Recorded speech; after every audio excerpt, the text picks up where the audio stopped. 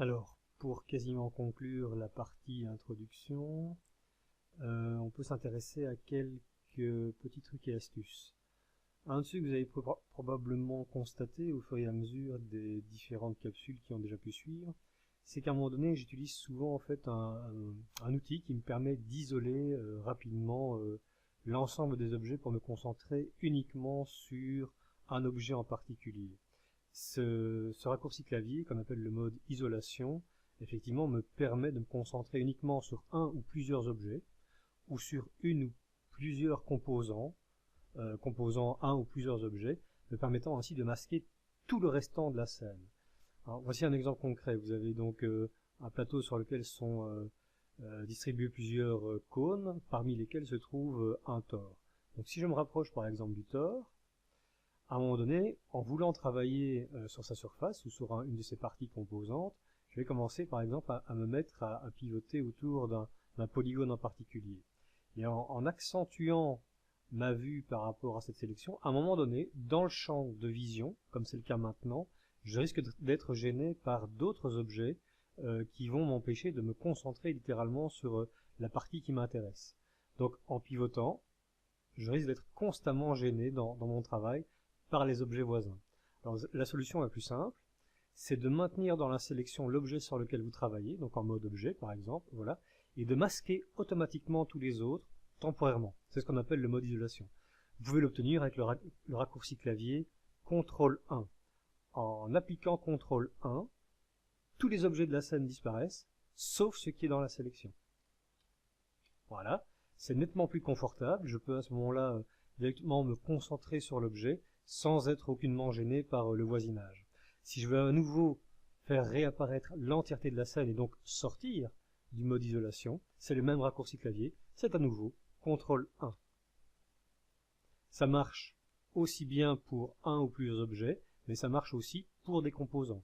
Donc si par exemple je veux me concentrer sur quelques rings de ce tore, uniquement sur ces faces-là par exemple, on va peut-être prendre quelque chose un peu plus concentré, voilà, comme ceci, eh bien, faire une isolation permet également de me concentrer uniquement sur des parties composantes. CTRL 1, et voilà, je peux à ce moment-là, à loisir, travailler avec beaucoup plus de confort et recentrer ma vue sur quelque chose qui est vraiment très particulier. Ça me permet de préciser mon travail, et quand j'ai terminé, je sors à nouveau du mode isolation. Voilà. Alors attention, il ne faut pas confondre le mode isolation avec le mode de masquage, qui permet lui de véritablement masquer des objets dans un objectif particulier, donc les faire disparaître sans pour autant les effacer comme un delete, mais les faire disparaître de l'affichage. Donc ici, je quitte par exemple mon objet, et alors je souhaiterais par exemple le cacher réellement. Donc à ce moment-là, on a deux raccourcis clavier qui peuvent fonctionner. On a la touche H qui permet de faire un hide ou un unhide, donc un masquage ou un démasquage.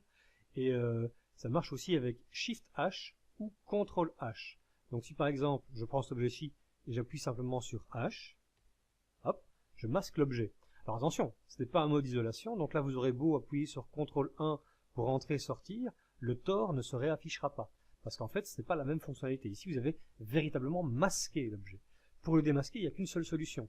C'est le sélectionner dans l'outliner. Ici, ce n'est pas difficile, c'est le seul tore qui est dans la liste. Et une fois qu'il est sélectionné, de faire à nouveau H pour le démasquer. Si vous avez des doutes quand vous avez masqué des objets, si vous ne savez plus qui est masqué ou qui est démasqué en cours de travail, il y a une solution toute simple. Dans l'outliner, les objets qui sont masqués apparaissent en gris foncé. A contrario, les objets qui ne sont pas masqués apparaissent toujours en gris clair. Donc ici, je vois que le torus est effectivement en gris foncé, donc il est masqué. Donc je le resélectionne ici et je réappuie sur H pour le faire réapparaître. Voilà. Ce n'a pas le même objectif que le mode isolation qui permet d'obtenir un confort de travail et qui permet de temporairement masquer les objets qui vous dérangent. Ici, le masquage avec hide ou unhide a pour but de cacher réellement les objets pour une raison ou pour une autre, pour des effets spéciaux durant un montage, pour éviter qu'un objet soit visible durant un rendu, etc., etc. Donc ici, imaginons que je veuille cacher, par exemple, une partie des cônes, eh bien, je les sélectionne, va le faire comme ça hein, pour aller plus vite. Voilà. Et si je veux cacher ces cônes-là, vous voyez qu'ils apparaissent sélectionnés ici. J'appuie simplement sur H.